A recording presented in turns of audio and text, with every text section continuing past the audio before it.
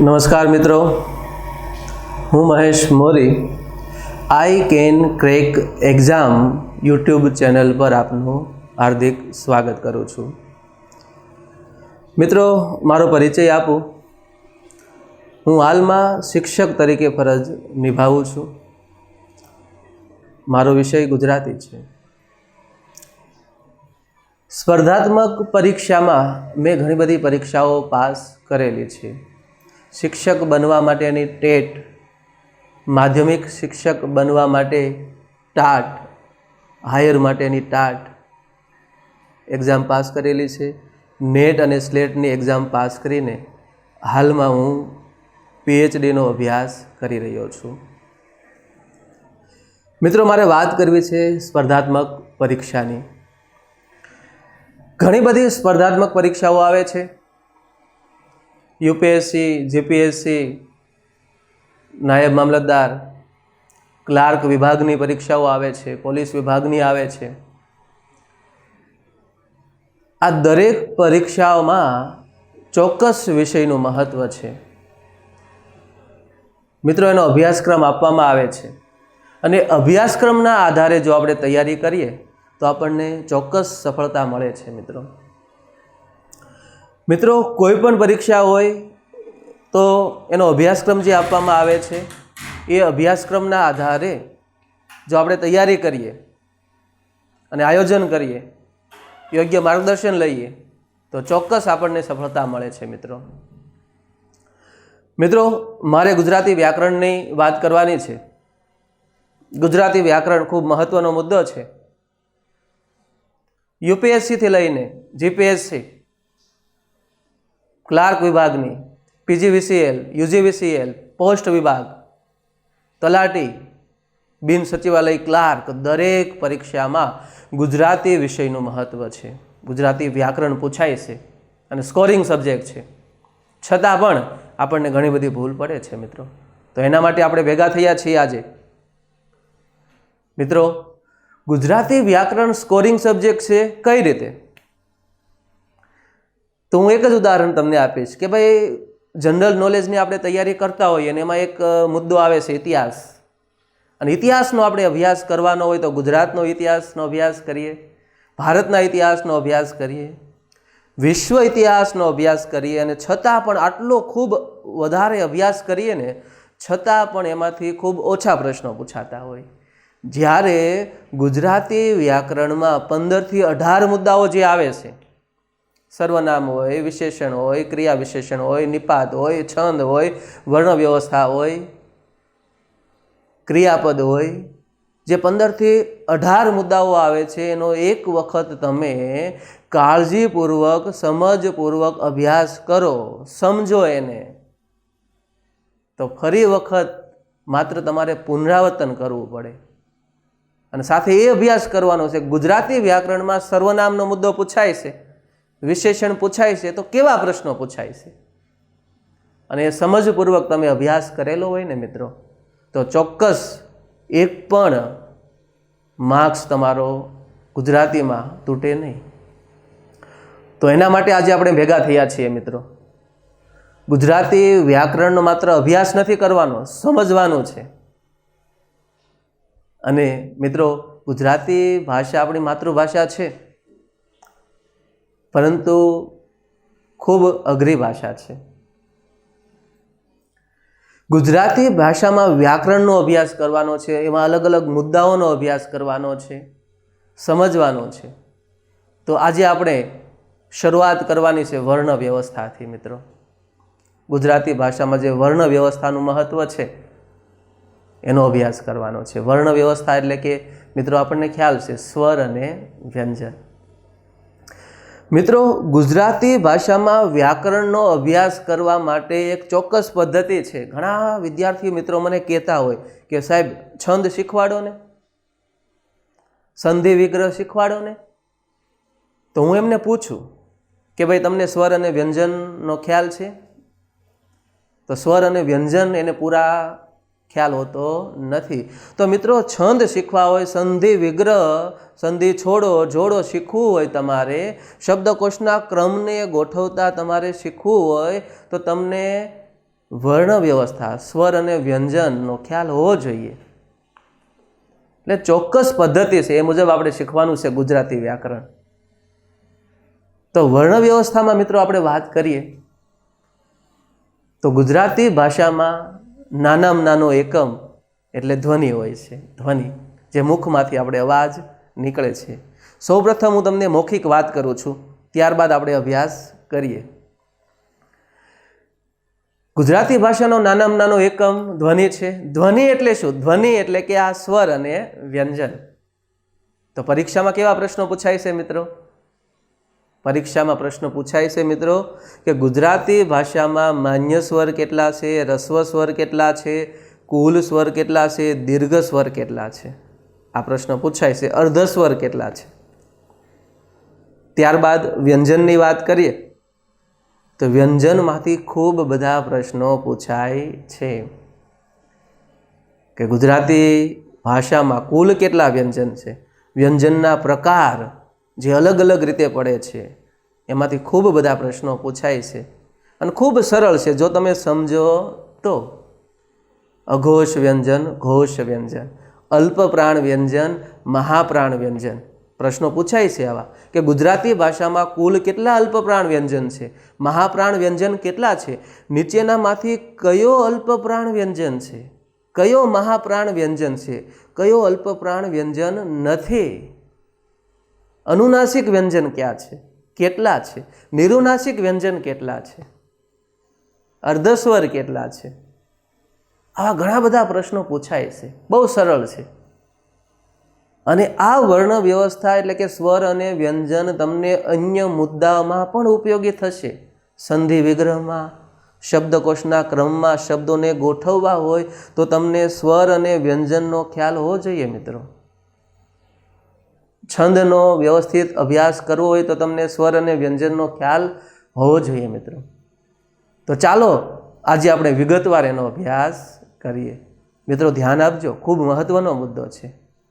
ચાલો આપણે સ્લાઇડ દ્વારા એનો અભ્યાસ કરીએ.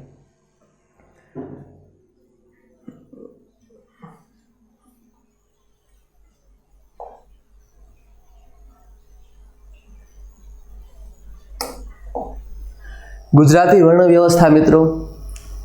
ગુજરાતી ભાષા આપણી માતૃભાષા છે મિત્રો. સંસ્કૃત ભાષા આપણી જનની ભાષા છે. ભારતમાં મુખ્ય બે પ્રકારના ભાષાકુળો છે, આર્ય કુળની ભાષાઓ અને દ્રવિડ કુળની ભાષાઓ. એમાં આપણી જે ગુજરાતી ભાષા છે એ આર્ય કુળની ભાષાઓ છે. આવો પણ પ્રશ્ન પૂછાય છે મિત્રો, ધ્યાનમાં લેજો. સંસ્કૃત ભાષા છે, હિન્દી ભાષા છે, પંજાબી ભાષા છે, આ બધી આર્ય કુળની ભાષા છે. જ્યારે દ્રવિડ કુળની ભાષાઓ જેમને કન્નડ ભાષા છે, મલયાલમ ભાષા છે, એ દ્રવિડ કુળની ભાષા છે. તો આ બધા પણ પ્રશ્નો પૂછાય છે મિત્રો. ગુજરાતી ભાષા આપણી માતૃભાષા છે. આપણી જનની ભાષા સંસ્કૃત ભાષા છે. સંસ્કૃત ભાષા એ દેવનાગરી લિપિમાં લખાય છે. ગુજરાતી ભાષા એ ગુજરાતી લિપિમાં લખાય છે. લિપિ એટલે લખાણ, ગુજરાતી લિપિમાં લખાણ છે. અને મિત્રો આપણને પ્રશ્ન પણ થવો જોઈએ કે આ ભાષા એટલે શું? તો ભાષ એટલે બોલવું. હું બોલું છું, આપ મને સાંભળો છો, સમજો છો, એને ભાષા કહેવાય. કોઈ શબ્દો કોઈ લખેલા હોય, આપ એને વાંચો ને આપ સમજો તો એને ભાષા કહેવાય. માનવી પોતાના વિચારો, લાગણી રજૂ કરવા માટે જે ધ્વનિરૂપ ધ્વનિઓનો ઉપયોગ કરે છે તેમને ભાષા કહેવાય છે. અહીંયા આપણે વ્યાખ્યા પણ આપેલી છે, જોઈએ મિત્રો. ભાષા એટલે શું? માનવીના વિચારો અને લાગણી વ્યક્ત કરવાની ધ્વનિરૂપ વ્યવસ્થા એટલે ભાષા. હું બોલું છું, આપ સાંભળો છો, તેને ભાષા કહેવાય છે. આપણે ગુજરાતી ભાષા વિશે અભ્યાસ કરવાનો છે મિત્રો. આપણને પ્રશ્ન થવો જોઈએ કે ગુજરાતી ભાષામાં નાનો એક બાળક હોય, પહેલા ધોરણમાં ભણતો હોય, 5મા ધોરણમાં ભણતો હોય, આપ તૈયારી કરો છો સ્પર્ધાત્મક પરીક્ષાની, તો આપને મેં કોઈ વાક્ય લખવાનું વાત કરું તો આપ ખૂબ સરળતાથી વાક્ય લખી શકો છો. ઉદાહરણ તરીકે મારું નામ મહેશ છે. મહેશ ક્રિકેટ રમે છે, મહેશ વાંચે છે, મહેશ રમે છે, આ રીતે વાક્ય બને છે. તો મિત્રો આપણને પ્રશ્ન થવો જોઈએ કે આ જે વાક્ય બને છે કઈ રીતે બને છે? ગુજરાતી ભાષા કઈ રીતે બને છે? ગુજરાતી ભાષાનો નાનામાં નાનો એકમ કયો છે? અક્ષર છે? અક્ષર નથી મિત્રો. આપણે આમ જોઈએ તો જોજો તમે, મારું નામ અહીંયા હું લખું છું,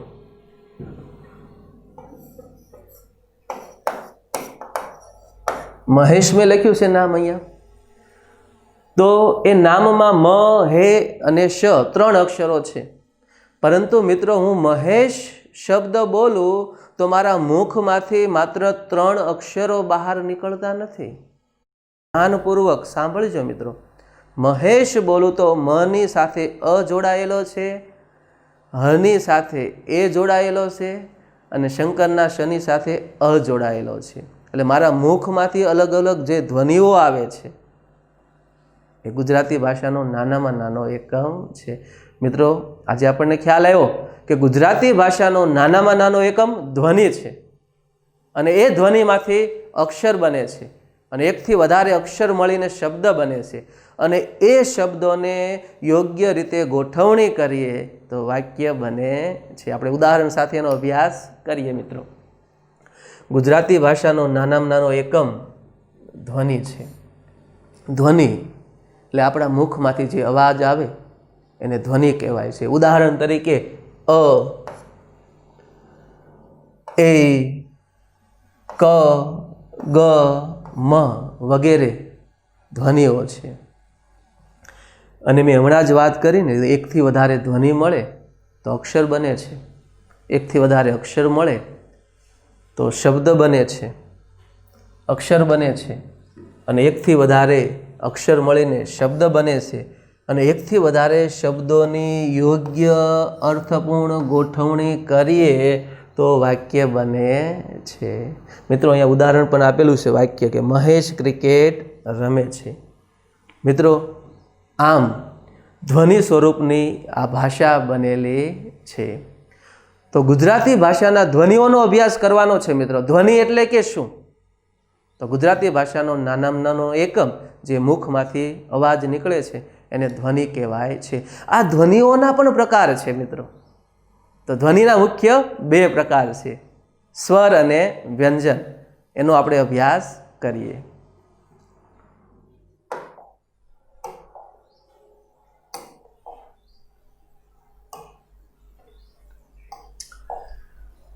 ગુજરાતી ભાષાનો નાનામાં નાનો એકમ ધ્વનિ છે. ધ્વનિના મુખ્ય 2 પ્રકાર છે. મિત્રો મેં પહેલાં જ વાત કરી કે આ સ્વર અને વ્યંજન એટલે ધ્વનિ જે આપણા મુખમાંથી અવાજ નીકળે છે. તો હવે આપણને પ્રશ્ન થવો જોઈએ કે સ્વર એટલે શું ને વ્યંજન એટલે શું? ગુજરાતી ભાષામાં જે કંઈ ધ્વનિઓ છે એ 2 પ્રકારના છે, સ્વર અને વ્યંજન. તો સ્વર કોને કહેવાય અને કયા ધ્વનિને વ્યંજન કહેવાય? અને ગુજરાતી ભાષામાં કેટલા સ્વર છે અને સ્વરના પ્રકારો, અને ગુજરાતી ભાષામાં કેટલા વ્યંજન છે અને વ્યંજનના પણ ઘણા બધા અલગ અલગ પ્રકાર પડે છે. એનો આપણે અભ્યાસ કરવાનો છે. તો સૌપ્રથમ મિત્રો આપણે જોઈએ સ્વર એટલે શું. સ્વર એટલે શું? મિત્રો આપણે વાત કરીએ કે જે ધ્વનિનો ઉચ્ચાર સ્વતંત્ર રીતે કરી શકાય તેવા ધ્વનિને સ્વર કહેવાય છે. ઉદાહરણ તરીકે અ, આ, ઈ, ઉ, એ. આ 5 જે ધ્વનિ બોલું છું હું અહીંયાથી, તો એ સ્વતંત્ર બોલી શકાય છે. અન્ય કોઈ ધ્વનિની સહાય લેવી પડતી નથી. તો આ સ્વતંત્ર બોલી શકાય તેવા ધ્વનિને સ્વર કહેવાય છે. ઉદાહરણ પણ અહીંયા આપ્યા છે. અ, ઋષિમુનિનો ઋ, ઈ, એ વગેરે સ્વર છે મિત્રો. તો મિત્રો ફરીથી હું વ્યાખ્યા બોલું છું કે જે ધ્વનિનો ઉચ્ચાર સ્વતંત્ર કરી શકાય તેવા ધ્વનિને સ્વર કહેવાય છે. તો સ્પર્ધાત્મક પરીક્ષામાં પ્રશ્ન પૂછાય છે કે ગુજરાતી ભાષામાં કુલ કેટલા સ્વર છે, માન્ય સ્વર કેટલા છે, હ્રસ્વ સ્વર કેટલા છે, દીર્ઘ સ્વર કેટલા છે? તો એનો આપણે આગળ અભ્યાસ કરીએ મિત્રો.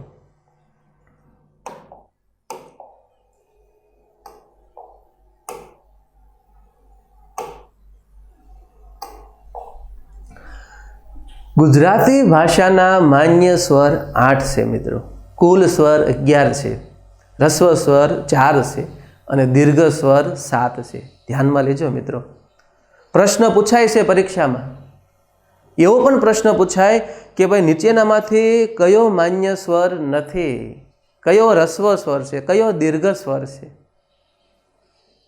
તો વિગતવાર આપણે એનો અભ્યાસ કરીએ મિત્રો. ગુજરાતી ભાષામાં માન્ય સ્વર 8 છે. કયા 8 સ્વર માન્ય છે? તો અહીંયા જોઈએ મિત્રો. અ, આ, ઈ, ઉ, સવૃત એ, વિવૃત એ, સવૃત ઓ અને વિવૃત ઓ. આ 8 સ્વરને માન્યતા આપવામાં આવી છે મિત્રો. હું એક ઉદાહરણ પણ આપું છું કે જે સ્વર છે પણ માન્ય સ્વર નથી. રૂ.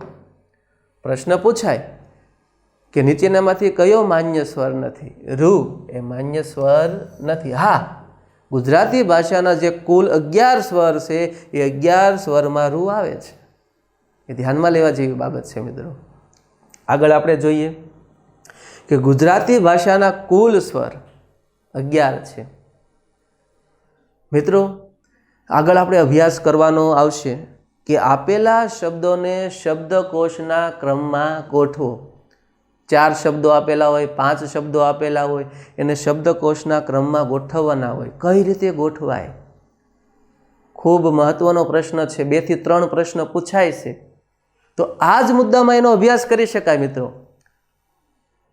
અહીંયા ધ્યાનમાં લેજો તમે કે આપેલા જે શબ્દો હોય એમાં સૌપ્રથમ સ્વરવાળા શબ્દો લેવાના હોય અને ત્યારબાદ વ્યંજનવાળા શબ્દો લેવાના હોય. અને સ્વરવાળા જે શબ્દો હોય એને સ્વરના ક્રમ પ્રમાણે, જે ગુજરાતી ભાષામાં 11 સ્વર છે એ 11 સ્વરના ક્રમ મુજબ એને શબ્દકોશના ક્રમમાં ગોઠવવાના હોય. સૌપ્રથમ અ વાળા શબ્દો લેવાના હોય, ત્યારબાદ આ વાળા શબ્દો લેવાના હોય. કુલ 11 સ્વરનો જે ક્રમ આપેલો છે એ મુજબ એને શબ્દકોશના ક્રમમાં ગોઠવવાના હોય. તો મિત્રો અહીંયા આપણે કુલ જે 11 સ્વર છે ગુજરાતી ભાષાના એ કયા ક્રમમાં આવે છે એનો પણ આપણે ધ્યાનમાં લેવાના છે. તો અહીંયા આપણે કુલ 11 સ્વરને જોઈએ મિત્રો. અ, આ, રસ્વ ઈ, દીર્ઘ ઈ, રસ્વ ઉ, દીર્ઘ ઉ અને દીર્ઘ ઉ બાદ રૂ આવશે. ત્યારબાદ એ, 2 માત્રા એ, કાનો માત્ર ઓ અને ઓ. આ રીતે અથી લઈને ઓ સુધી કુલ 11 સ્વર છે મિત્રો. ફરી વખત હું દોહરાવું છું. ગુજરાતી ભાષાના માન્ય સ્વર 8 છે, કુલ સ્વર 11 છે. કયા સ્વરને માન્યતા આપવામાં નથી આવી? તો કે રૂને માન્યતા આપવામાં નથી આવી, ઓને માન્યતા આપવામાં નથી આવી. ધ્યાનમાં લેવા જેવો મુદ્દો છે. પ્રશ્ન પૂછાય છે મિત્રો. આગળ આપણે જોઈએ.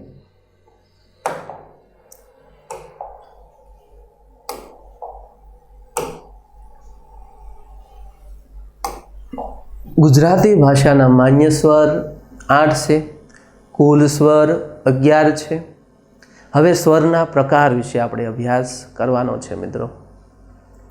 કુલ જે 11 સ્વર છે એ જ્યારે આપણે બોલીએ, એનો ઉચ્ચાર કરીએ ત્યારે અમુક સ્વરનો ઉચ્ચાર ટૂંકો ઉચ્ચાર થાય છે અને અમુક સ્વરનો ઉચ્ચાર લાંબો દીર્ઘ થાય છે. તો એ રીતે સ્વરના 2 પ્રકાર પડે છે મિત્રો. ધ્યાનમાં લેજો. કુલ જે 11 સ્વર છે એમાંથી જે સ્વરનો ટૂંકો ઉચ્ચાર થાય એમને રસ્વ સ્વર કહેવાય છે અને જે સ્વરનો લાંબો ઉચ્ચાર થાય એને દીર્ઘ સ્વર કહેવાય છે. તો સ્વરના મુખ્ય 2 પ્રકાર છે, રસ્વ સ્વર અને દીર્ઘ સ્વર. જોઈએ આપણે મિત્રો. ગુજરાતી ભાષામાં 4 રસ્વ સ્વર છે. પ્રશ્ન પણ પૂછાય છે. પ્રશ્ન એવો પણ પૂછાય કે નીચેનામાંથી રસ્વ સ્વર કયો છે, રસ્વ સ્વર કયો નથી? બહુ જ મહત્વનો મુદ્દો છે મિત્રો, સમજવા જેવો મુદ્દો છે મિત્રો. કયો રસ્વ સ્વર છે, કયો દીર્ઘ સ્વર છે એ આપણને ખ્યાલ હોવો જોઈએ. કુલ સ્વર 11, એમાંથી 4 રસ્વ સ્વર છે અને 7 દીર્ઘ સ્વર છે મિત્રો. રસ્વ સ્વર કોને કહેવાય? તો વ્યાખ્યા હું બોલું છું કે જે સ્વરનો ઉચ્ચાર ટૂંકો કરવામાં આવે છે, ટૂંકો ઉચ્ચાર થાય છે, તેને રસ્વ સ્વર કહેવાય છે. અને જે સ્વરનો ઉચ્ચાર દીર્ઘ લાંબો કરી શકાય છે તેને દીર્ઘ સ્વર કહેવાય છે. તો ગુજરાતી ભાષામાં અ, રસ્વ ઈ, રસ્વ ઉ અને રૂ એ 4 રસ્વ સ્વર છે. બીજો આગળ મહત્વનો મુદ્દાનો આપણે અભ્યાસ કરવાનો છે મિત્રો. ગુજરાતી ભાષાનો બહુ જ મહત્વનો, ખૂબ મહત્વનો મુદ્દો છે છંદ. ઘણા બધા પ્રશ્નો એમાંથી પૂછાય છે. છંદ આપણે સમજવા પડે. તો મિત્રો, છંદમાં લઘુ અક્ષર અને ગુરુ અક્ષરની ગણતરી કરવાની હોય, એની ઉપર એનો ઓળખ કરવાની હોય કે કયો અક્ષર લઘુ અક્ષર છે, કયો ગુરુ અક્ષર છે. તો ખૂબ સરળ છે મિત્રો, ધ્યાનમાં લેજો તમે અહીંયા કે લઘુ અક્ષર કઈ રીતે બને છે અને ગુરુ અક્ષર કઈ રીતે બને છે. જો તમને સ્વરનો કરેલો હોય તો તમને ખ્યાલ આવી જશે મિત્રો કે ભાઈ જે લઘુ અક્ષર બને છે, લઘુ અક્ષર, જે આ લઘુ અક્ષર કઈ રીતે બને છે, તો રસ્વ સ્વરથી લઘુ અક્ષર બને છે. ઉદાહરણ તરીકે આ ક છે, ક. તો કની સાથે હું કયો સ્વર બોલું છું, તો કે અ બોલું છું, અ. તો અ છે એ રસ્વ સ્વર છે. આ રસ્વ કી લખેલું છે, રસ્વ કી. તો કની સાથે હું કયો સ્વર બોલું છું, તો કે રસ્વ ઈ બોલું છું. ક વત્તા રસ્વ ઈ બરાબર કી.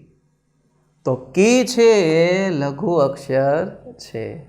એવી જ રીતે કુ, કુ અક્ષર હું બોલું તો કુ કઈ રીતે બને છે, કુ. તો ક વત્તા રસ્વ ઉ, રસ્વ ઉ, રસ્વ સ્વરથી લઘુ અક્ષર બને છે. તો કુ પણ લઘુ અક્ષર છે. અને ક્રુ, ઋષિ મુનિનો રૂ, એ પણ રસ્વ સ્વર છે, એટલે ક્રુ પણ લઘુ અક્ષર છે. બહુ જ મહત્વનો મુદ્દો છે મિત્રો. લઘુ અક્ષર કઈ રીતે બને, ગુરુ અક્ષર કઈ રીતે બને, બહુ સરળ છે. રસ્વ સ્વરથી લઘુ અક્ષર બને અને દીર્ઘ સ્વરથી ગુરુ અક્ષર બને છે. ફરીથી આપણે યાદ કરાવશું મિત્રો, સ્વરના મુખ્ય 2 પ્રકાર છે. રસ્વ સ્વર 4 છે અને દીર્ઘ સ્વર 7 છે. આગળ આપણે દીર્ઘ સ્વરનો અભ્યાસ કરીએ.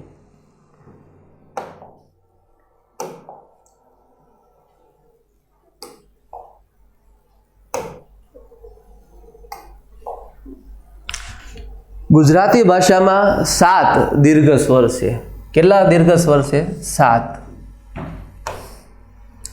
પ્રશ્ન પૂછાય પરીક્ષામાં કે નીચેનામાંથી કયો દીર્ઘ સ્વર છે, કયો રસ્વ સ્વર છે, કયો રસ્વ સ્વર નથી.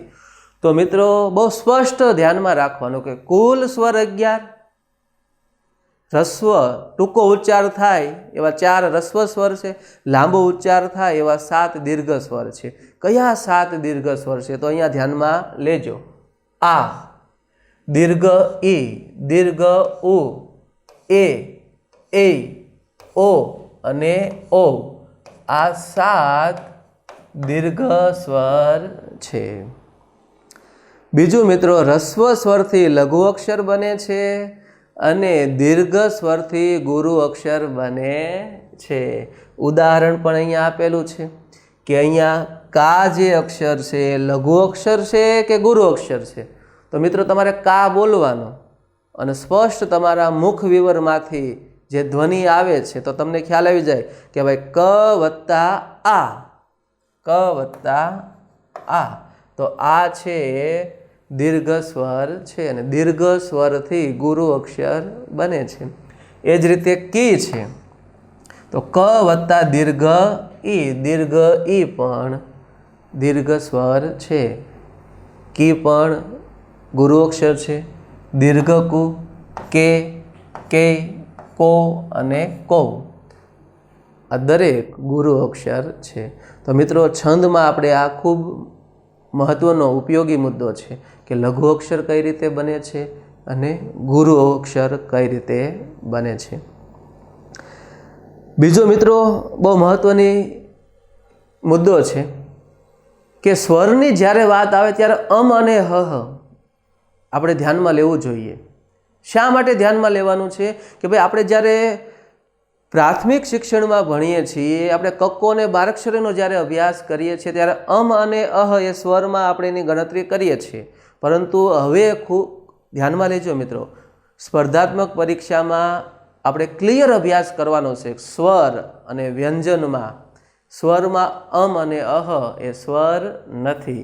તો અને શું છે મિત્રો? જોજો તમે અહીંયા. એ અનુસ્વાર છે અને એ વિસર્ગ છે. અનુસ્વાર એટલે કે આ કંગનમાં ક ઉપર જે ટપકું છે એ અનુસ્વાર છે. કંગન, ચંપો, કંતાન. જ્યારે એ વિસર્ગ છે. ઉદાહરણ તરીકે એક શબ્દ આપું છું તમને. આ બે ટપકા આપણે જે કરીએ છીએ વિસર્ગ છે અને એમનો ઉચ્ચાર તરીકે ઉચ્ચાર થાય છે. ઓકે મિત્રો, આપણે અભ્યાસ કર્યો કે ગુજરાતી ભાષાનો નાનામાં નાનો એકમ ધ્વનિ છે. ધ્વનિ મુખ્ય બે પ્રકારના હોય છે, સ્વર અને વ્યંજન. સ્વર કોને કહેવાય? સ્વતંત્ર ઉચ્ચાર કરી શકાય તેવા ધ્વનિને સ્વર કહેવાય છે. સ્વરના મુખ્ય બે પ્રકાર પડે છે, હ્રસ્વ સ્વર અને દીર્ઘ સ્વર. માન્ય સ્વર 8 છે, કુલ સ્વર 11 છે, હ્રસ્વ સ્વર 4 છે અને દીર્ઘ સ્વર 7 છે.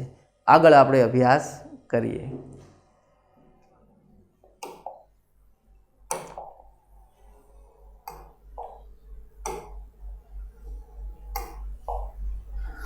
મિત્રો, સ્વર બાદ વ્યંજનનો અભ્યાસ કરીએ. વ્યંજનનો વિગ્રહ કરીએ તો વિગ્રહ આ રીતે થાય છે, વિ વત્તા અંજન, બીજા દ્વારા અંજાયેલો છે. જે ધ્વનિનો ઉચ્ચાર સ્વતંત્ર રીતે કરી શકાતો નથી, સ્વરની સહાય લેવી પડે તેવા ધ્વનિને વ્યંજન કહેવાય છે. ગુજરાતી ભાષામાં કુલ 34 વ્યંજન છે અને ઉચ્ચારની દ્રષ્ટિએ એના અલગ અલગ પ્રકાર પડે છે મિત્રો. અલ્પપ્રાણ વ્યંજન, મહાપ્રાણ વ્યંજન, અઘોષ વ્યંજન, ઘોષ વ્યંજન, અનુનાસિક વ્યંજન, નિરુનાસિક વ્યંજન, વર્ગીય વ્યંજન, અવર્ગીય વ્યંજન, અલગ અલગ પ્રકાર પડે છે અને પરીક્ષામાં ખૂબ બધા પ્રશ્નો પૂછાય છે આમાંથી. તો ધ્યાનપૂર્વક આપણે સમજપૂર્વક એનો અભ્યાસ કરવાનો છે. સૌ પ્રથમ જોઈએ આપણે વ્યંજન એટલે શું. તો જે ધ્વનિ સ્વતંત્ર રીતે બોલી શકાતા નથી, સ્વરની સહાય લેવી પડે તેવા ધ્વનિને વ્યંજન કહેવાય છે.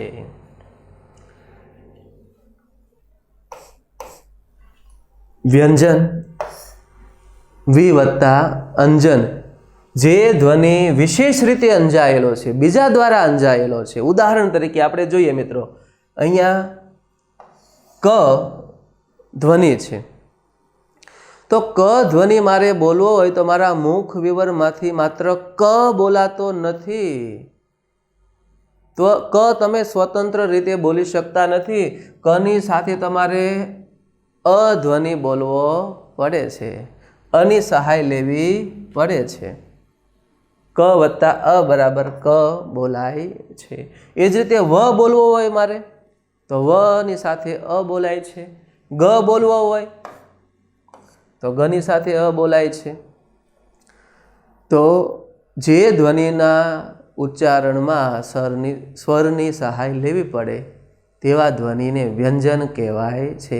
ગુજરાતી ભાષામાં કુલ 34 વ્યંજન છે. તો મિત્રો, હવે આપણે વ્યંજનના પ્રકાર વિશે અભ્યાસ કરવાનો છે. કઈ કઈ રીતે અલગ અલગ પ્રકાર પડે છે એનો આપણે આગળ અભ્યાસ કરીએ.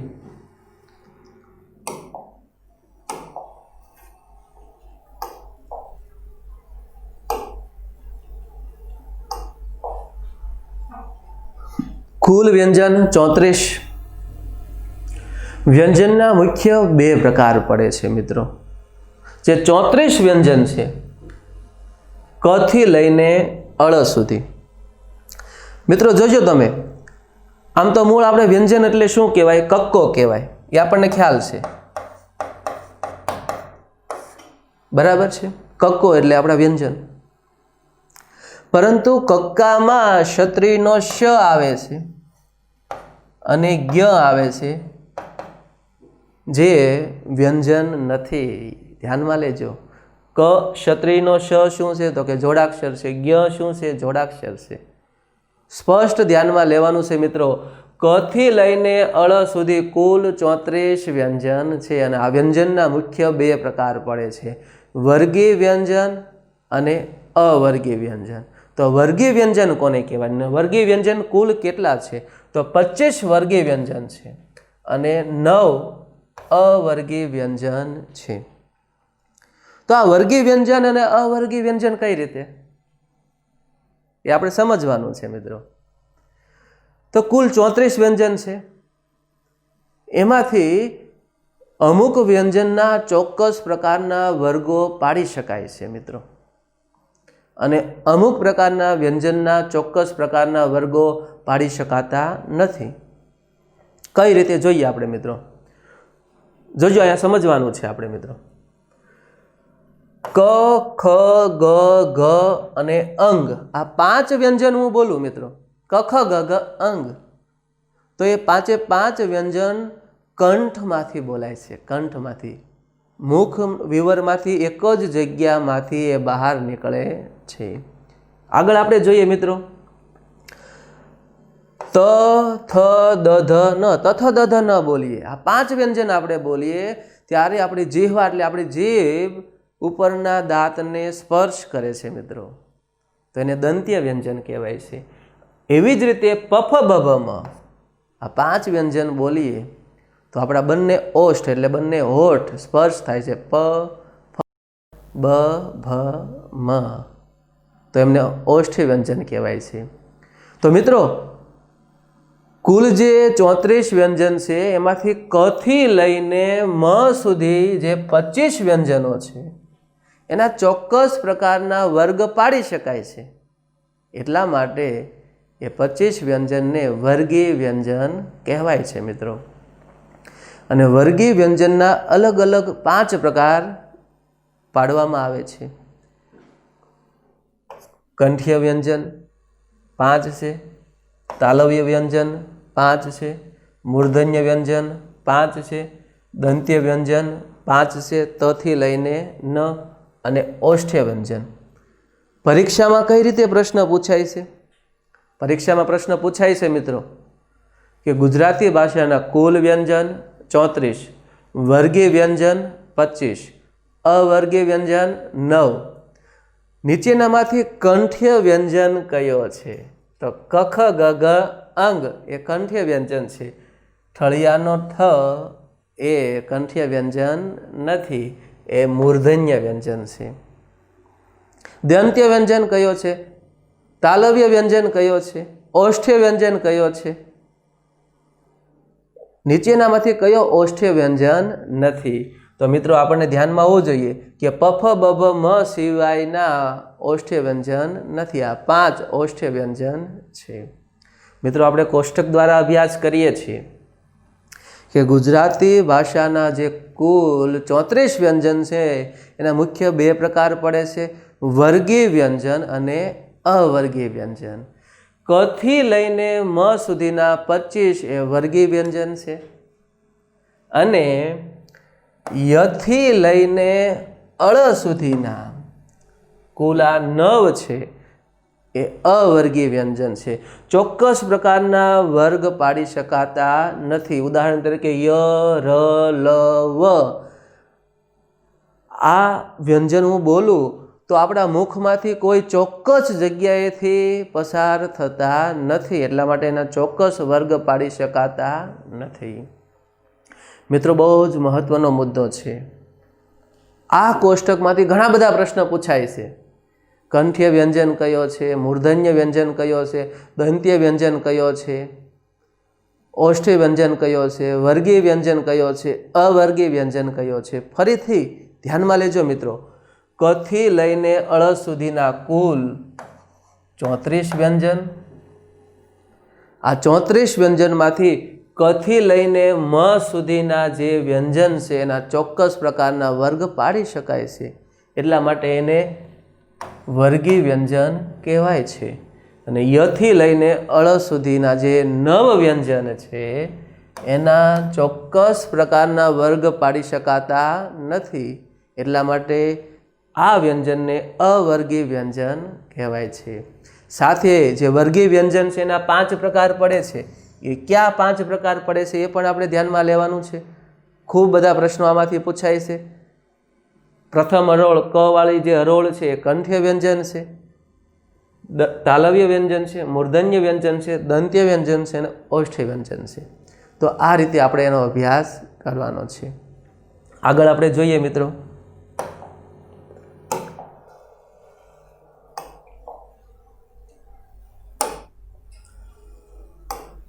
અહીંયા આપણે વિવરણ સાથે વાત કરવાની છે કે વર્ગી વ્યંજન 25 છે.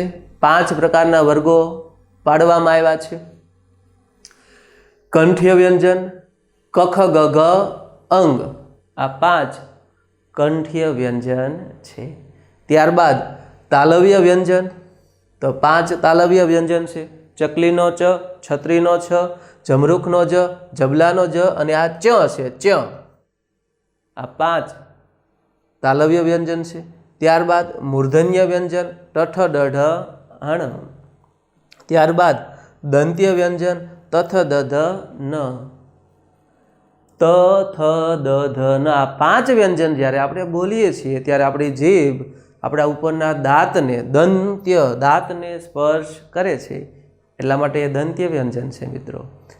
અને ત્યારબાદ ઓષ્ઠ્ય વ્યંજન પ ફ બ ભ મ. આ 5 વ્યંજન આપણે બોલીએ ત્યારે આપણા બંને ઓષ્ઠ એટલે હોઠ સ્પર્શ થાય છે. પ ફ બ ભ મ એટલે આ 5 ઓષ્ઠ્ય વ્યંજન છે.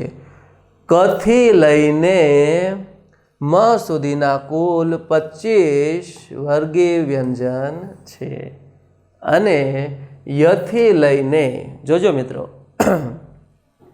યથી લઈને અળ સુધીના કુલ 9 અવર્ગી વ્યંજન છે. ચોક્કસ પ્રકારના વર્ગ પાડી શકાતા નથી. મિત્રો, આપણે અભ્યાસ કર્યો કે વ્યંજનના મુખ્ય 2 પ્રકાર પડે છે. કુલ 34 વ્યંજન, વર્ગી વ્યંજન 25 કઈ રીતે પ્રકાર પડે છે, અને અવર્ગી વ્યંજન 9. આગળ આપણે અભ્યાસ કરીએ.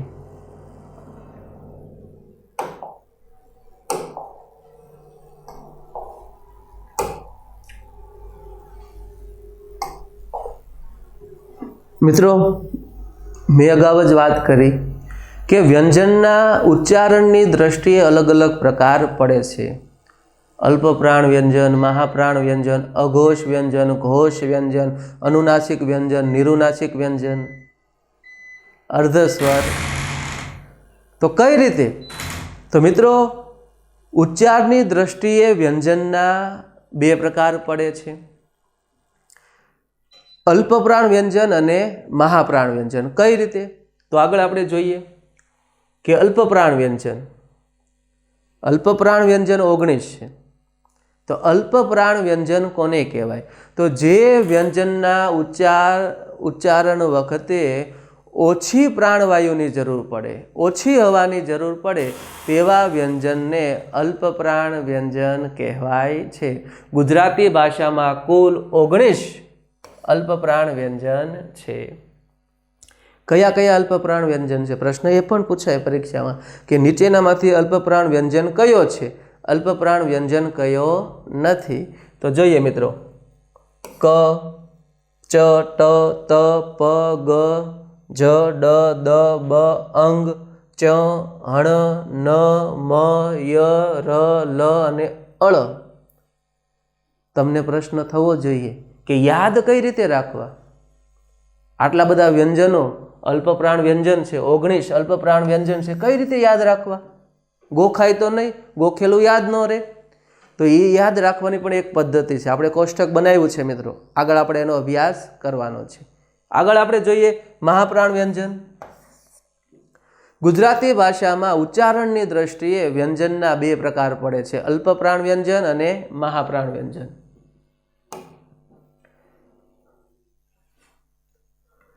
અલ્પપ્રાણ વ્યંજન અને મહાપ્રાણ વ્યંજન. ઓછા પ્રાણવાયુની જરૂર પડે એને અલ્પપ્રાણ વ્યંજન કહેવાય. વધારે પ્રાણવાયુની જરૂર પડે તેને મહાપ્રાણ વ્યંજન કહેવાય. તો ગુજરાતી ભાષામાં 15 મહાપ્રાણ વ્યંજન છે. ખ, છત્રીનો છ, ઠ, થ, ફ, ઘ, જ, ઢ, ધ, ભ વગેરે. હવે અલ્પપ્રાણ વ્યંજન અને મહાપ્રાણ વ્યંજનને સમજવા માટે આપણે કોષ્ટકનો અભ્યાસ કરીએ.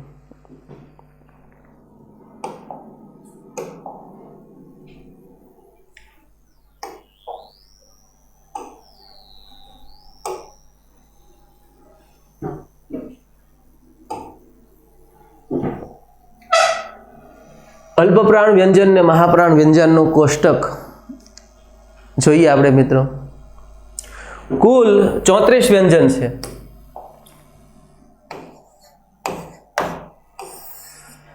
કુલ 34 વ્યંજન છે. એમાંથી અલ્પપ્રાણ વ્યંજન મિત્રો કેટલા છે? તો કે 19. મહાપ્રાણ વ્યંજન કેટલા છે? તો કે 15. કઈ રીતે યાદ રાખવા? તો કે આપણે કોષ્ટક બનાવવાનું છે મિત્રો. અહીંયા કોષ્ટક આપણે બનાવ્યું છે. ક થી લઈને અળ સુધીનું આપણે કોષ્ટક બનાવ્યું છે. કઈ રીતે યાદ રાખવાનું? તો જોજો મિત્રો. અહીંયા આપણે ક થી લઈને પ 5 વ્યંજનની હરોળ કરી છે, બીજી હરોળ કરી છે, ત્રીજી હરોળ, ચોથી હરોળ અને 5 હરોળનું કોષ્ટક બનાવ્યું છે. મિત્રો આપણે જોયું કે અલ્પપ્રાણ વ્યંજન અને મહાપ્રાણ વ્યંજન, કુલ જે 34 વ્યંજન છે એ 34 વ્યંજનમાંથી અલ્પપ્રાણ વ્યંજન કેટલા છે, મહાપ્રાણ વ્યંજન કેટલા છે? તો આપણને એવા પ્રશ્ન પૂછાય છે, ખ્યાલ હોવો જોઈએ મિત્રો. 19 અલ્પપ્રાણ વ્યંજન છે અને 15 મહાપ્રાણ વ્યંજન છે. સંખ્યાનો પણ પ્રશ્ન પૂછાય છે. એવો પણ પ્રશ્ન પૂછાય કે નીચેનામાંથી કયો અલ્પપ્રાણ વ્યંજન છે, કયો મહાપ્રાણ વ્યંજન છે? તો મિત્રો 19 વ્યંજનને ગોખી શકાય નહીં, ગોખાય નહીં. એને કોષ્ટક દ્વારા સમજવાનું છે. આપણે મહાપ્રાણ વ્યંજન ક્યાં છે એને કોષ્ટક દ્વારા આપણે અભ્યાસ કરવાનો છે. તો આપણે જોઈએ મિત્રો, એનું કોષ્ટક આપણે બનાવ્યું છે. તો કુલ જે 34 વ્યંજન છે એમાંથી 19 એ અલ્પપ્રાણ વ્યંજન છે અને 15 મહાપ્રાણ વ્યંજન છે. કઈ રીતે અલ્પપ્રાણ ને કઈ રીતે મહાપ્રાણ એ આપણે કોષ્ટક દ્વારા અભ્યાસ કરવાનો છે. ક થી લઈને મ સુધીનું જે આપણે કોષ્ટક બનાવ્યું છે એ વર્ગી વ્યંજન છે. તો મિત્રો એમાં પ્રથમ જે હરોળ છે એ પ્રથમ હરોળ અલ્પપ્રાણ વ્યંજન છે, બીજી હરોળ મહાપ્રાણ વ્યંજન છે, ત્રીજી હરોળ અલ્પપ્રાણ વ્યંજન છે, ચોથી હરોળ મહાપ્રાણ વ્યંજન છે અને 5મી હરોળ એ અલ્પપ્રાણ વ્યંજન છે. એટલે કે ક થી લઈને મ સુધીના જે 25 વર્ગી વ્યંજન છે એમાં સ્પષ્ટ આપણને ખ્યાલ આવી જાય કે ભાઈ પ્રથમ હરોળ, ત્રીજી હરોળ અને 5મી હરોળ આ 15 વ્યંજન એ અલ્પપ્રાણ વ્યંજન છે અને બીજી હરોળ અને ચોથી હરોળ એ કુલ 10 વ્યંજન મહાપ્રાણ વ્યંજન છે. પણ મિત્રો આપણને ખ્યાલ હોવો જોઈએ કે ગુજરાતી ભાષામાં 15 મહાપ્રાણ વ્યંજન છે અને 19 અલ્પપ્રાણ વ્યંજન છે. તો આપણને એ પણ ખ્યાલ હોવો જોઈએ કે ભાઈ યથી લઈને અળ સુધીના ક્યાં અલ્પપ્રાણ છે ને ક્યાં મહાપ્રાણ છે. તો એને કઈ રીતે યાદ રાખવાના? તો જોજો મિત્રો, અહીંયા ક થી લઈને મ સુધીમાં આપણને ખ્યાલ આવી ગયો છે. હવે યથી લઈને અળ સુધીમાં ક્યાં અલ્પપ્રાણ વ્યંજન છે ને ક્યાં મહાપ્રાણ વ્યંજન છે. તો અહીંયા કલરમાં પણ આપણે હાઇલાઇટ કર્યું છે, પરંતુ યાદ કઈ રીતે રાખવાના? તો મિત્રો યાદ રાખજો કે પ્રથમ હરોળ અલ્પપ્રાણ, બીજી હરોળ મહાપ્રાણ, ત્રીજી હરોળ અલ્પપ્રાણ ને ચોથી હરોળ જે મહાપ્રાણ વ્યંજન છે એની નીચેના જે બંને વ્યંજન છે વ અને હ, એની નીચેના ચોથી હરોળની નીચેના એ પણ મહાપ્રાણ વ્યંજન છે. અને એના પછીની બાબત યાદ રાખવાની છે કે 3 શ છે, શંકરનો શ, ષટકોણનો શ અને સસલાનો સ. આ 3 શ પણ મહાપ્રાણ વ્યંજન છે. બીજી હરોળ 5 મહાપ્રાણ, ચોથી હરોળ 5 મહાપ્રાણ, કુલ 10 અને એની નીચેના બંને વ્યંજન પણ મહાપ્રાણ વ્યંજન છે 12 અને 3 શ કુલ 15 મહાપ્રાણ વ્યંજન છે. અલ્પપ્રાણ વ્યંજનમાં જોઈએ 5, 10 અને 15 અને ત્યારબાદ આ મહાપ્રાણ વ્યંજન છે. 3 મહાપ્રાણ વ્યંજન છે. એ સિવાયના અવર્ગીય વ્યંજન કયા છે? તો કે ય, ર 2, લ 3 અને અળ 4. 15 ને 4 19 એ અલ્પપ્રાણ વ્યંજન છે. તો મિત્રો કોષ્ટક દ્વારા પણ આપણે આ સમજવાના છે કે અલ્પપ્રાણ વ્યંજન અને મહાપ્રાણ વ્યંજન. કુલ 34 વ્યંજન, અલ્પપ્રાણ વ્યંજન 19 છે. ક્યાં ક્યાં એ કોષ્ટક દ્વારા આપણને ખ્યાલ આવે છે. અને મહાપ્રાણ વ્યંજન 15 છે, એ પણ આપણને કોષ્ટક દ્વારા ખ્યાલ આવે છે. આગળ આપણે જોઈએ મિત્રો.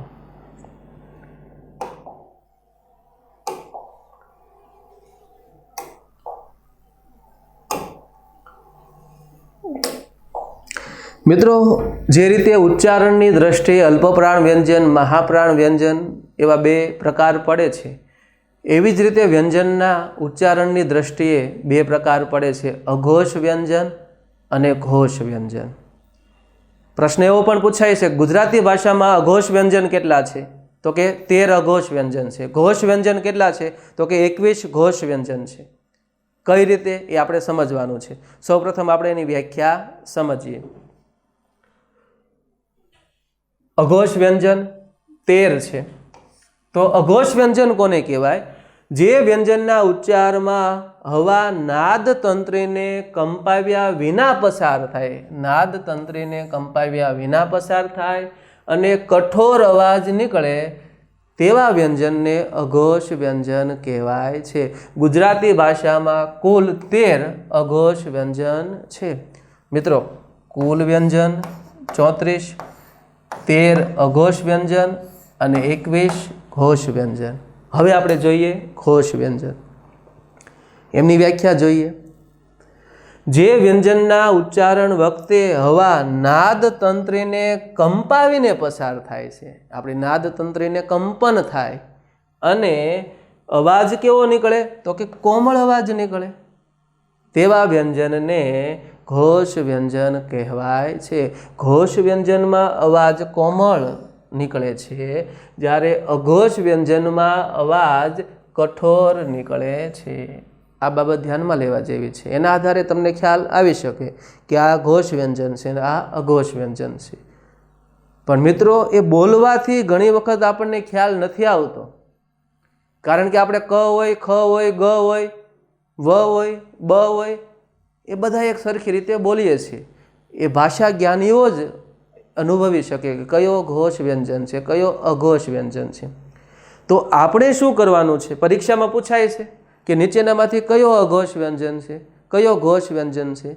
તો એના માટે આપણે કોષ્ટકનો અભ્યાસ કરવાનો છે. કોષ્ટક આપણે જોઈએ મિત્રો.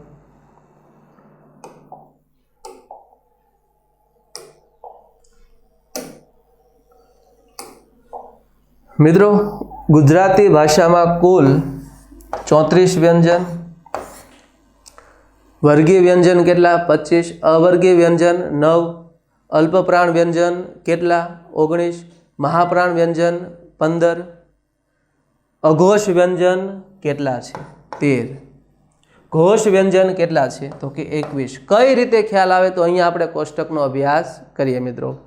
અહીંયા આપણે કથી લઈને મ સુધીના જે વર્ગીય વ્યંજન છે 25, એનું આપણે કોષ્ટક બનાવ્યો છે. બહુ ક્લિયર કોષ્ટક બનાવ્યો છે.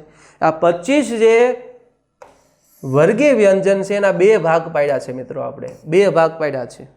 ક્લિયર કોષ્ટકમાં તમે જોઈ શકો છો કે ક અને ખ વાળી લાઈન એ અઘોષ વ્યંજન અને ગ થી લઈને અંગ સુધીની જે 3 હરોળ છે એ ઘોષ વ્યંજન. તો ક્લિયર 25 વ્યંજનમાં આપણને ખ્યાલ આવી ગયો કે અઘોષ વ્યંજન ક્યાં છે? તો કે ક અને ખ વાળી બંને હરોળ, અને ઘોષ વ્યંજન તો કે આ ગ, ઘ અને અંગ, આ 3 હરોળ. અને ત્યારબાદ યથી લઈને અળ સુધીના જે અવર્ગીય વ્યંજન છે એમાંથી શંકરનો શ, ષટકોણનો શ અને સસલાનો સ, આ 3 અઘોષ વ્યંજન છે મિત્રો. બસ માત્ર આટલું જ યાદ રાખવાનું છે. તો બાકી રહેલા ય, ર, લ, વ, હ અને અળ એ ઘોષ વ્યંજન છે. મિત્રો સ્પષ્ટ અહીંયા કોષ્ટક દ્વારા આપણને ખ્યાલ આવે છે, પરીક્ષામાં પૂછાય છે કે નીચેનામાંથી અઘોષ વ્યંજન કયો છે, ઘોષ વ્યંજન કયો છે, અઘોષ વ્યંજન કયો નથી. તો પ્રથમ 2 હરોળ અઘોષ વ્યંજન અને 3 શ, કુલ 13 અઘોષ વ્યંજન. જ્યારે ઘોષ વ્યંજન કેટલા છે? તો કે 21. કઈ રીતે 21? તો કોષ્ટકમાં ક્લિયર આપણને ખ્યાલ આવે છે કે ગ વાળી હરોળ, ઘ વાળી હરોળ અને અંગ વાળી હરોળ અને અવર્ગી વ્યંજનમાં યથી લઈને અળ સુધીના 3 શ સિવાયના એ ઘોષ વ્યંજન છે. આગળ આપણે અભ્યાસ કરીએ.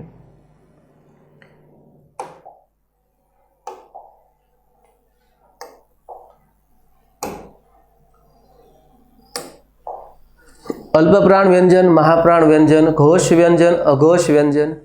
એવી જ રીતે વ્યંજનના 2 પ્રકાર પડે છે ઉચ્ચારણની દ્રષ્ટિએ. મિત્રો કુલ 34 વ્યંજન છે. આ 34 વ્યંજન એટલે કે ક થી લઈને અળ સુધીના જે 34 વ્યંજનનો તમે ઉચ્ચાર કરો ને, તો અમુક જે વ્યંજન છે એનો ઉચ્ચાર કરો ત્યારે આપણા નાસિકા પદ એટલે કે નાકમાંથી હવા પસાર થાય છે. એવા વ્યંજનને શું કહેવાય? તો કે અનુનાસિક વ્યંજન. ગુજરાતી ભાષામાં 5 અનુનાસિક વ્યંજન છે અને બાકી રહેલા 29 વ્યંજનને શું કહેવાય? તો કે નિરુનાસિક વ્યંજન. આ 29 વ્યંજનનો તમે ઉચ્ચાર કરો ત્યારે નાસિકા પથમાંથી હવા પસાર થતી નથી. તો સ્પષ્ટ મિત્રો આપણને ખ્યાલ આવે છે કે ભાઈ અનુનાસિક વ્યંજન કોને કહેવાય? તો જે વ્યંજનના ઉચ્ચાર વખતે હવા મુખ વિવરમાંથી તો પસાર થાય છે, પરંતુ નાસિકા પથમાંથી પસાર થાય તેવા વ્યંજનને અનુનાસિક વ્યંજન કહેવાય છે. ઉદાહરણ તરીકે હું અંગ બોલું છું અહીંયા મિત્રો, તો મુખમાંથી હવા પસાર થાય છે, પરંતુ મારું નાસિકા પથ બંધ હોય તો હું સ્પષ્ટ અંગ બોલી શકતો નથી. આપણે જોઈએ મિત્રો, અગ નાસિકા પથ બંધ કરો તો સ્પષ્ટ તમે અંગ બોલી શકો નહીં.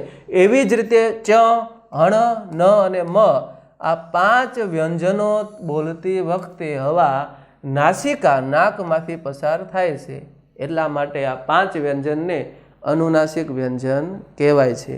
બાકી રહેલા 29 વ્યંજનો છે એ બોલતી વખતે નાકમાંથી હવા પસાર થતી નથી, એટલા માટે એને નિરુનાસિક વ્યંજન કહેવાય છે. ઉદાહરણ જોઈએ, આપણે અનુભવ પણ કરીએ.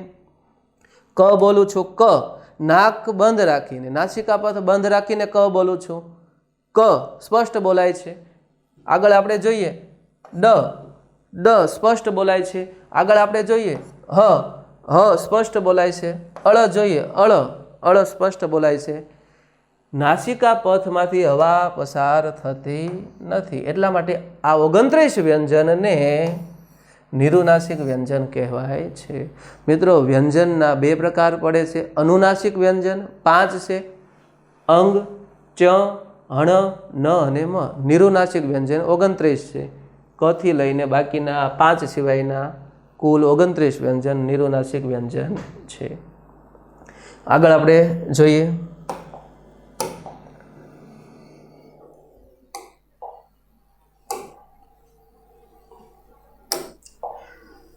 ગુજરાતી ભાષામાં જે 34 વ્યંજન છે મિત્રો,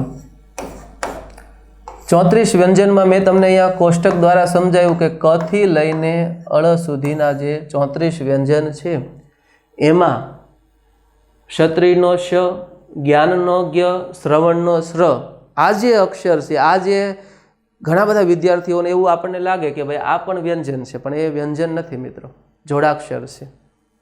જોડાક્ષર એટલે કે એકથી વધારે અક્ષરોનું મળવું. જોજો મિત્રો, જે આ શ છે એમાં કલમનો ક વત્તા ષટકોણનો શ ને આ બંને અક્ષર મળે છે ત્યારે એ શ બને છે, અને સાથે કયો સ્વર મળે છે તો કે અ. એવી જ રીતે જ્ઞાનનો જ્ઞ બોલાય મિત્રો, જોજો ગ, તમે બોલો ગણપતિનો ગ, અને લખવું હોય તો જમરૂખનો જ, જમરૂખનો જ વત્તા ચ વત્તા અ બરાબર જ્ઞ બને છે. એવી જ રીતે શ્ર તો શંકરનો શ, રમકડાનો ર અને અ મળીને શ્ર બને છે. તો મિત્રો યાદ રાખજો, ક્ષત્રિયનો શ અને જ્ઞાનનો જ્ઞ એ વ્યંજન નથી, પણ શું છે? જોડાક્ષર છે, જે કક્કામાં આપણે વ્યંજન તરીકે લઈએ છીએ, પરંતુ અહીંયા આપણે વ્યંજન તરીકે લેવાના નથી મિત્રો. આ સિવાય પણ ઘણા બધા અક્ષરો આવશે જે આપણે વ્યંજન હોતા નથી. આગળ આપણે જોઈએ મિત્રો અર્ધસ્વર. અર્ધસ્વર એટલે શું? તો કે ગુજરાતી ભાષામાં એવા વ્યંજનો છે, જે 34 વ્યંજનો છે, એમાંથી અમુક એવા વ્યંજનો છે જે બોલતી વખતે વ્યંજનની જગ્યાએ સ્વરનો ઉચ્ચાર કરીએ છીએ. કઈ રીતે? જોજો મિત્રો, અહીંયા આપણે ઉદાહરણ જોઈએ, ત્યારબાદ વ્યાખ્યા જોઈશું. કે પૈસો, પૈસો શબ્દ છે, તો એ પૈસો શબ્દને ઘણી વખત આપણે પૈસો પણ બોલીએ છીએ. કઈ રીતે? તો કે આ ય વ્યંજન છે એનો ઉચ્ચાર શું કરીએ? ઈ. બરાબર? પૈસોનું શબ્દનો ઉચ્ચાર શું કરીએ? પૈસો. એ જ રીતે ગાવ છે વ, તો વની જગ્યાએ શું બોલીએ? ઉ. અને એ જ રીતે બીજો એક શબ્દ આપું છું, ટહુકો. ટહુકો એટલે કોઈને બોલાવવા, ટહુકો કરવો. તો ઘણી વખત આપણે બોલીએ ટહુકો કરો, ટહુકો, ટહુકો. તો હની જગ્યાએ હું ઉ પણ બોલી શકાય છે. તો એવા વ્યંજન છે કે જેનો ઉચ્ચાર સ્વર રીતે કરી શકાય છે, તો એવા વ્યંજનને અર્ધસ્વર કહેવાય છે. કેટલાક વ્યંજનો એવા હોય છે કે તેમનો ઉચ્ચારમાં તેની જગ્યાએ સ્વરનો ઉપયોગ કરવામાં આવે છે, તેવા વ્યંજનને અર્ધસ્વર કહેવાય છે. ગુજરાતી ભાષામાં ય, વ અને હ આ 3 વ્યંજન એવા છે કે જેને અર્ધસ્વર તરીકે ઓળખવામાં આવે છે. તો મિત્રો ગુજરાતી વર્ણ વ્યવસ્થામાં જે આપણે ધ્વનિનો અભ્યાસ કર્યો, ધ્વનિ એટલે કે સ્વર અને વ્યંજન, અને એમાં ઘણા બધા પ્રશ્નો પૂછાય છે. ટૂંકમાં આપણે વાત કરીએ તો ગુજરાતી ભાષાનો નાનામાં નાનો એકમ ધ્વનિ છે. ધ્વનિના મુખ્ય 2 પ્રકાર છે, સ્વર અને વ્યંજન. સ્વર એટલે શું? તો કે જે ધ્વનિનો ઉચ્ચાર સ્વતંત્ર રીતે કરી શકાય તેને સ્વર કહેવાય છે. ગુજરાતી ભાષામાં માન્ય સ્વર 8 છે. ફરીથી આપણે અભ્યાસ કરીએ.